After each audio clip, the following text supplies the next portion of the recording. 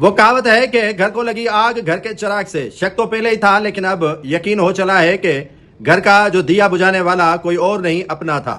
آج مجھے حیرانگی نہیں ہوئی. اس پس منظر میں کافی دنوں سے میں تھا لیکن ایڈوانس خبر دینا نہیں چاہ رہا تھا کہ یہ کوکین، ہیروئن اور نشے کا عادی جو میر اعجاز خان جکرانی کے بیٹے کو بنانے والا کوئی اور نہیں، اسی کا اپنا چچا تھا.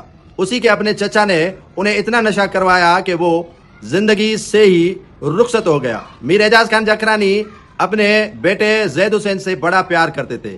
بڑا ہی ان سے توقعات بھی ان کو تھی کہ یہ آگے چل کر ان کا گدی نشین بنے گا یا ان کی جگہ لے گا، سیاستدان ہوگا اور سیاست بھی کرے گا. لیکن وقت کی ستم ظریفی تو دیکھیں کہ اس کے بیٹے کو دن ہی اتنے ملے. آج میر اعجاز خان جکرانی نے اپنے چھوٹے بھائی آزاد خان ولد میر بابل خان جکرانی سے اظہار لا تعلقی کا اعلان کیا ہے اور کہا ہے کہ اس کے ان کوتاہیوں کی وجہ سے مجھے بڑا جھٹکا لگا ہے، بڑا صدمہ پہنچا ہے. خاندان جو میرے ساتھ تعلق رکھتا ہے وہ آزاد خان جکرانی سے ہمیشہ لا تعلقی کا اعلان کرتا ہے اور جو بھی ان کے ساتھ لین دین کرے گا اس کا ذمہ دار وہ خود ہوگا. آزاد جکرانی اور میرے پوری فیملی کے درمیان اب کوئی تعلق نہیں بچا اور تعلق نہیں ہوگا. اس کے ساتھ لین دین بھی کرنے والا خود ذمہ دار ہوگا. میرے بیٹے اور خاندان کے فرد ان سے اظہار لا تعلقی کرتے ہیں. آج کے بعد میرا اور میرے خاندان کا آزاد خان جکرانی کے گمی اور شادی میں تعلق نہیں ہوگا.